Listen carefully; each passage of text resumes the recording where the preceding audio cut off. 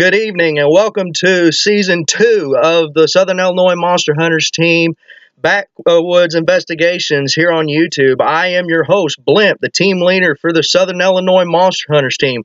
And tonight, with my special guest, Mr. Kenneth Roberts, we go and we dive back into the phenomenon that is Bigfoot. Thank you for coming on the show, Mr. Kenneth. I appreciate it. Thank you for having me. All right. Thanks for believing.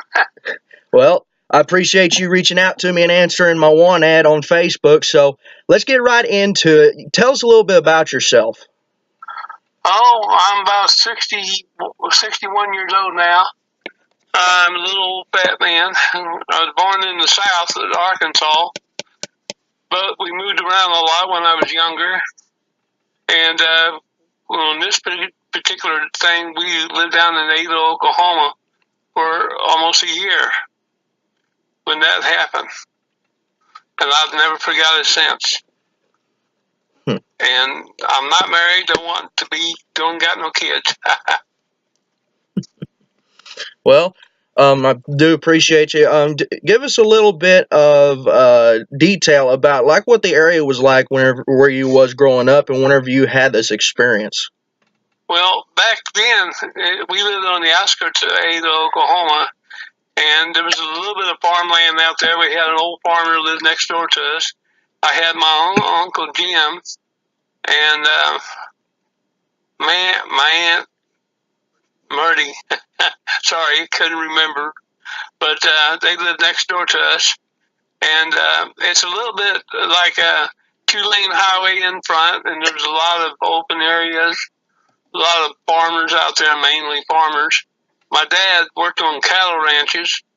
He was a genuine cowboy, among other things. But as a kid, I had free time. I loved to go out into the woods and look around. And I've been told by my grandfather and my dad what to look for and what to stay away from. So I thought at 5.5 years old, I thought I was pretty smart. Maybe I was too young, but my mom used to tell me, stay in the yard. That wouldn't go. I always go, but wherever there's woods, I wanted to go. I wanted to see what was out there. So, and, go ahead. No, it was, to me, it was great. I had no fear of anything until that day. And now I don't know, to this very day, I go outside, I can still, sometimes I can smell that rink smell. You know, it's like, it'll open your nostrils up more than Vicks Vapor Rub. That's one way to put it.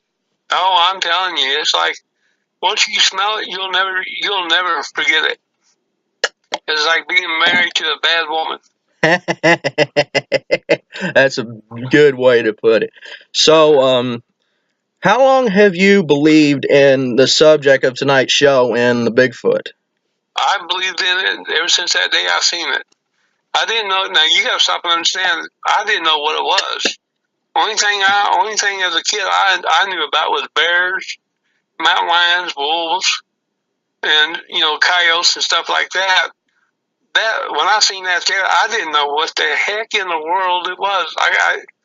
It just freaked me out. And it wasn't until later I seen it. Mainly when I seen the Roger Patterson movie. I told my dad, that is what I've seen in Ada, Oklahoma. But Dad looked over at me and said, I believe it. Because they had it on the news. And to this very day, that is what I've seen. And I'm thankful. But let me tell you something. It put a woolly on you. Had an effect on it. Lasts all the way to this day, eh? Yes, sir. I mean, when you're walking down, me and my brother, we walked for, before the stroke, I used to walk 5 or 6 miles, sometimes longer. And I like walking in the woods still to this day. And every once in a while, I just get this smell, and my little alarm buttons go off. I keep thinking, is that one that's nearby? And I always carry me a knife with me, like that's really going to do a job. But we always come back, and I'm always looking in the woods. Always looking in the woods. It's left me pretty good. I mean, to this very day. So I still believe in them. I know that they're out there. They are very much there. So, how long ago was it whenever you had the encounter that you told me about? It happened in 1960, I believe 61. I was 5.5 years old. Mm-hmm. And we lived in, like I said, on the outskirts of Oklahoma. And there was an old farmer who lived next door. And there was a stream right behind us, about maybe, I was thinking maybe 30 yards away from the house. And my mom always told me to stay close to the house, but I couldn't do it. But I always took my shoes off, my tennis shoes, my socks off, put my socks in the shoes and tied the shoes around my neck and rolled my pant leg up because I knew I was going to get in that stream. And when I got down there, I was messing around, watching anything that I could find, snakes, turtles, whatever I could find, I would just look at. And my grandfather and my dad told me a long time ago, if you're out in the woods and all the animals start getting quiet, that usually means that there's a predator nearby. And I noticed that the birds had not sung, and there was hardly any activity going on. And I got a little worried because I didn't know what was out there. And that's when I noticed a ripple in the stream over to my left. And when I looked over, there was a big old tree that was, real close to the stream. And I noticed this big old leg, half, the foot was completely in the water, but the leg was sticking up. And I was sitting there looking over, trying to figure out what in the world, because this thing had long hair on it. And I started following it. I went up, I seen the knee, and I just started going with it. And right behind the tree, there was a big old, I guess, a limb that's sticking out. I noticed a hand up there, and when I followed the branch down, I noticed the head looking over it, looking right at me. I didn't know what it was. I just felt every hair on the back of my neck just kind of perk up. This thing was just watching. It would sit there and he blinked his eyes at me a couple times. And eyes were a little bit like, I would say almost reddish in form. And the smell was so bad. Oh, good God. I wanted to gag so much, I was afraid if I take my eyes off of it, I didn't know if this thing was going to eat me or what. But after a few minutes, I just took a gamble. When I shot out of there, I ran all the way home and got into the house. I locked the screen door like that screen door was going to keep it from getting in. And my mother just looked at me and laughed, and she said, "That's the first time I never had the call for you to come in." And I just sat there. I didn't say nothing. And she just looked at me. She said, "What is wrong with you?" And she got down and started asking me questions. The only thing I kept telling her, I didn't know what to tell her. I just told her, I just seen a big old hog out there. She just started laughing. A hog? I said, "Yeah." So she just kind of laughed at it. When my dad got home that evening, she told him about it. He come over and started asking me questions.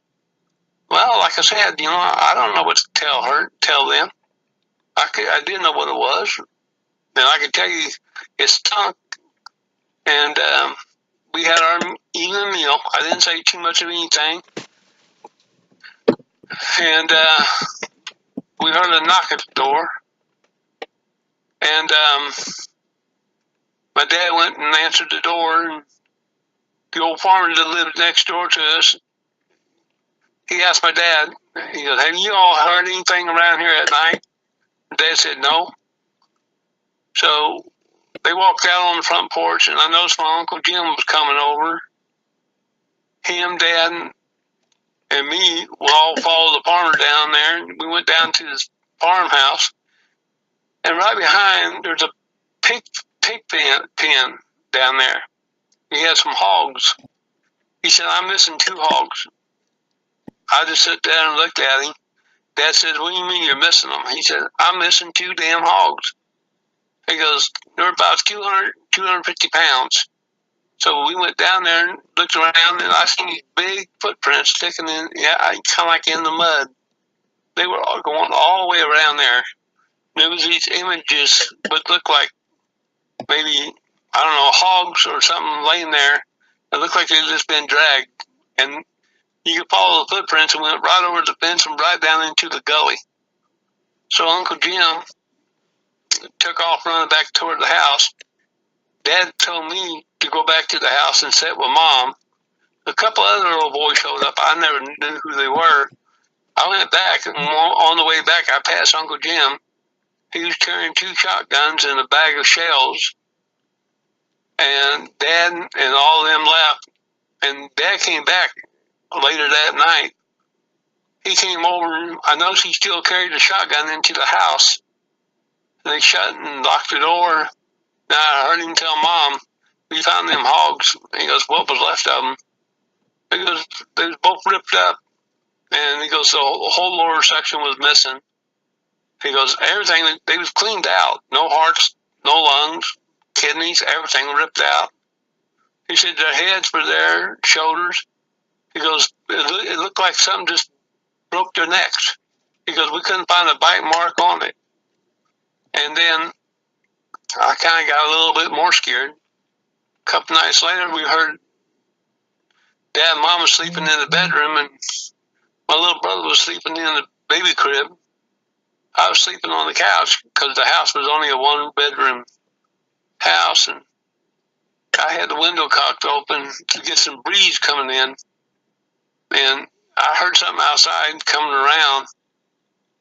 I got scared again, and I could hear it breathing. It was heavy breathing. It sounded almost like a grunt, and I could hear the footprints.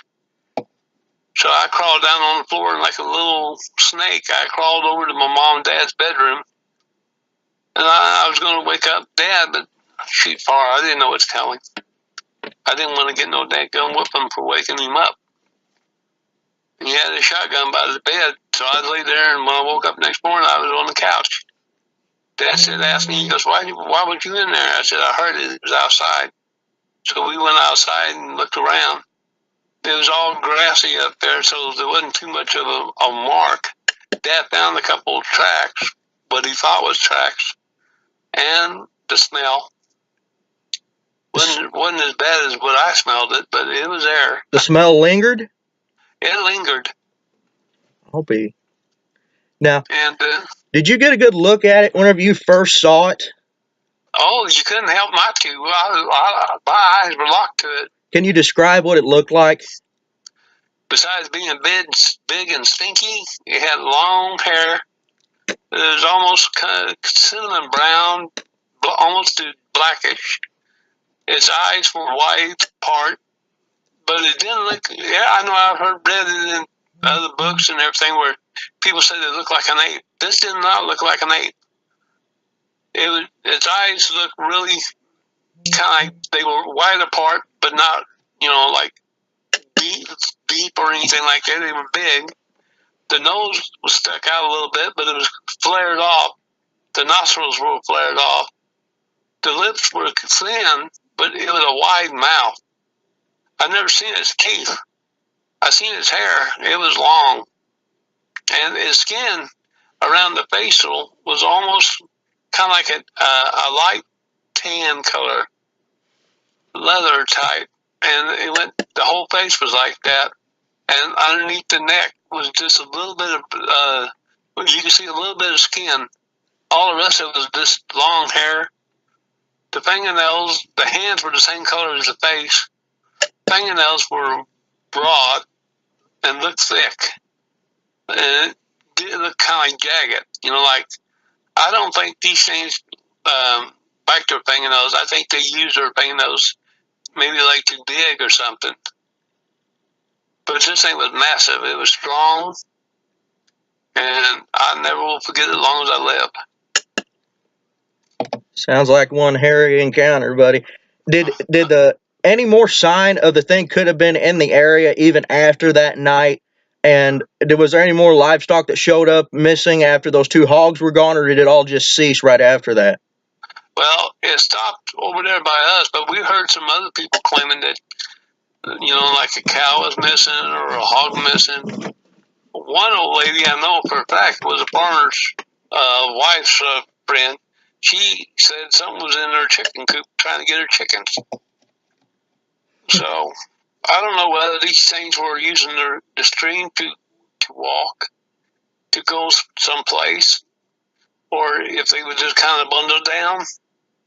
The only thing I can tell you is when I seen it, I was that there the day that I became a firm believer. And this was up to this time, you never noticed anything out of the ordinary that might signal this thing was in the area leading up to the time that you saw it? No, I've never seen anything. Well, the biggest thing I seen around there was a big old black bear that had a tendency to mess with the people's livestock, aggravate them, not try to kill them. Come around the house and mess around in the areas. That was it. And every once in a while we seen like a mountain lion, or panthers, my dad used to call them. But nobody's ever said anything about this. When I finally told my dad what I saw, my dad, my mom, they both believed me. I told my brother about it, and he believed me. But when I told my other kinfolk about it, they all think I'm a little bit loony. But I know what I've seen, and that'll be with me for the rest of my life. After this, as you got older in age and you progressed in life, when did you put two and two together to confirm, like, whenever you finally saw what it looked like, and other reports that you find that you confirmed that it was a Bigfoot to your knowledge? I started digging up anything I could find, like magazine articles. Bigfoots have my baby and all that. I'm sitting there going, Bigfoot? What the heck is a Bigfoot? I looked at it and said, that looks a little bit like what I seen. And I started looking around. I went to libraries, started looking at whatever I could find on animals, and I found an old book that was about the Native Americans the Native Americans have always had problems with these Bigfoots way before the white man even showed up. It's in their stories. If you read the storylines on them, if you listen to them, they'll tell you. The reason why they don't tell you is because white men don't believe them. White men think that they're joking. Maybe not now, but then they did. They had war between the Blackfoot reservation that I read about one time. According to what I read, the Blackfoot tribe, way before the white man showed up, was attacked by what they call men of the forest. And it came in at night, and it stole women and children. And in the early morning, the Braves got together. According to what I read, about 40 Braves got together, and they went looking. Well, there was no problem tracking them, because they found body parts of the children and women. And when they found them, it was all-out war. The Blackfoot attacked with, fierceness. And when it was all said and done, according to what I read, they said about 12 Blackfoot were dead. A couple of them were seriously wounded. But they killed all the Blackfoot, or the Bigfoot, that they was after. They said, according to them, there were 7 of them. They beheaded them and stuck their heads on spikes and left them out there as a warning, and then they burnt the bodies. And then they went back home. And I started reading up on everything Native Americans have said, and they knew about that stuff way before the first white man even showed up or into the mountains. So when you get that many reports going on, they got to be true. Heck, even our president, Teddy Roosevelt, he's seen one when he's written a book in Yellowstone. He even put that in his book. Now, you live in Missouri right now, correct? That's right. Have you seen any evidence where you're living now that shows that they could be in the area you live now? I haven't seen one. Occasionally, I do smell it, but I don't know if that's my old nostrils flaring up, or if there's one that's actually going by. I can tell you there's certain times the coyotes around this area really go off the wall more than usual. So I don't know what that means. I've called Bigfoot, BFRO, and told them about it, but I never got a reply. So I quit telling it. But you're the first one that I made this much of a attempt. Sorry. You're okay. At saying this, before I pass on, I want somebody other than my brother to know what I've seen, because I've heard it. I believe them. I believe them. They're there. They're real.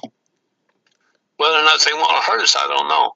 Now, if you read the books, Bigfoot report sightings, we've had 2 of them in Miami County, and then one of them right over here in Pleasant Hill, Missouri.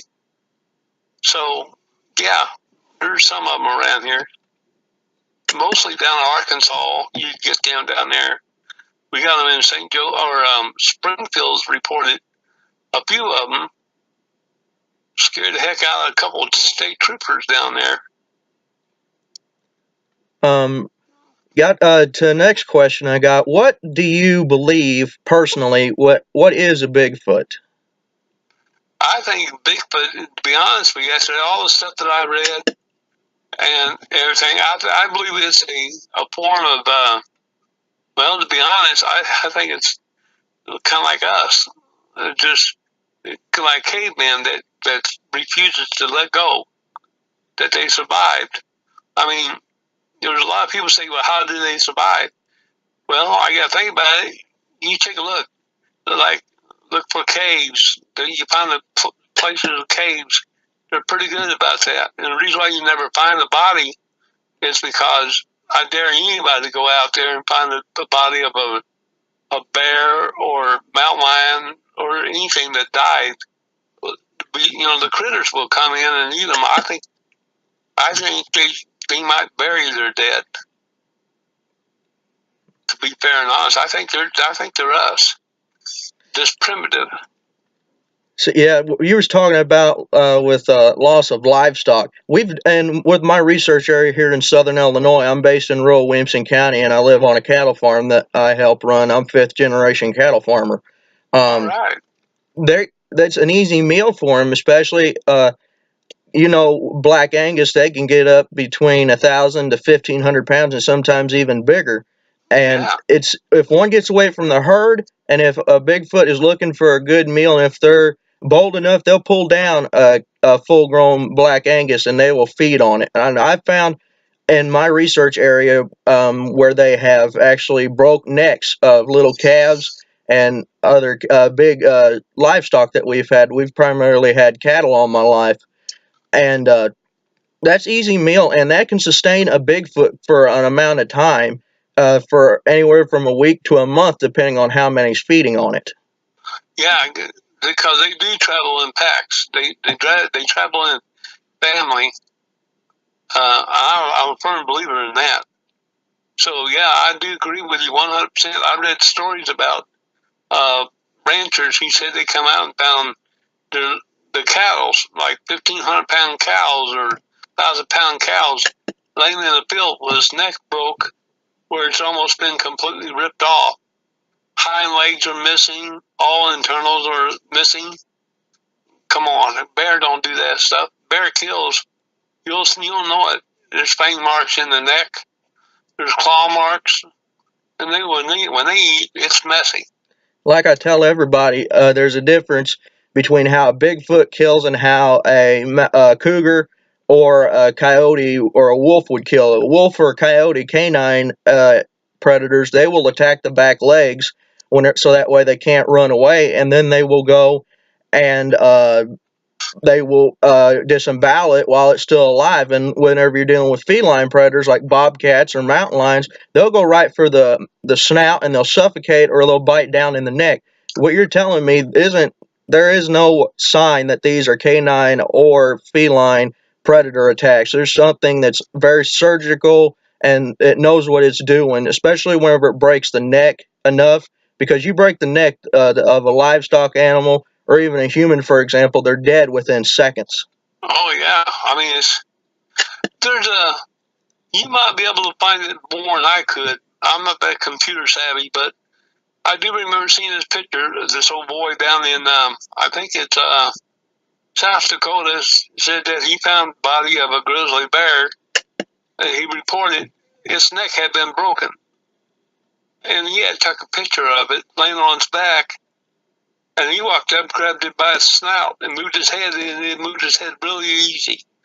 They said you could see the form of what looked like hands that went around the throat of the bear and just snapped it.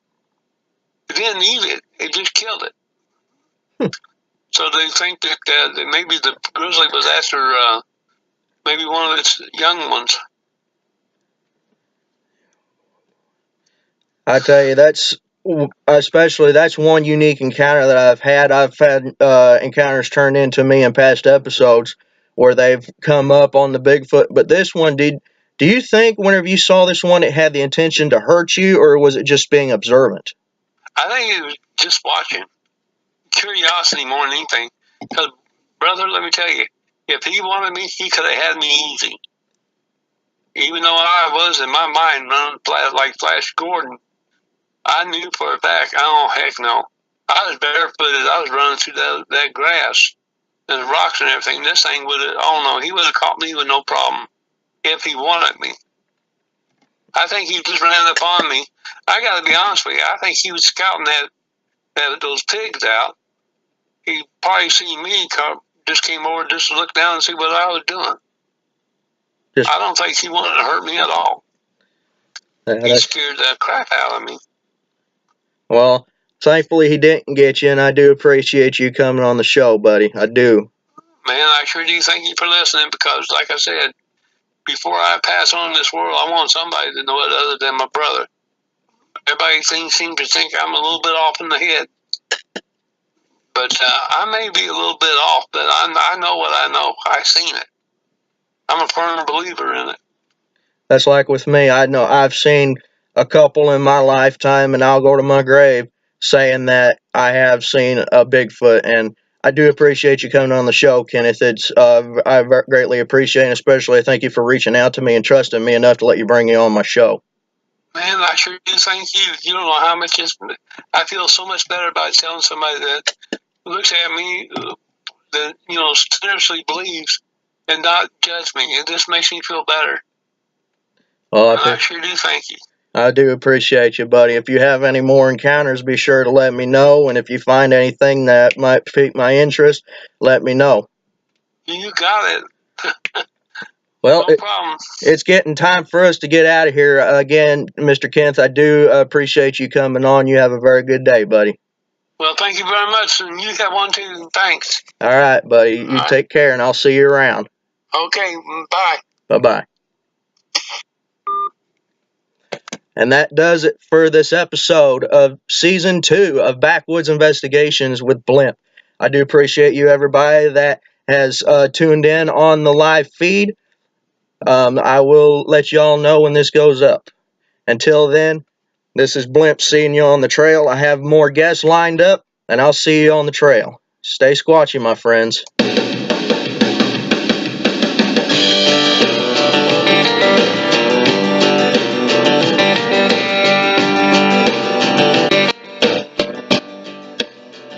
Be sure to tune in to more Backwoods Investigations. This season's not over. More guests are coming in. Be sure to like and subscribe this video and comment and leave your what you draw from this episode. Until then, this is Blimp saying stay squatchy, my friends, and I'll see you next time.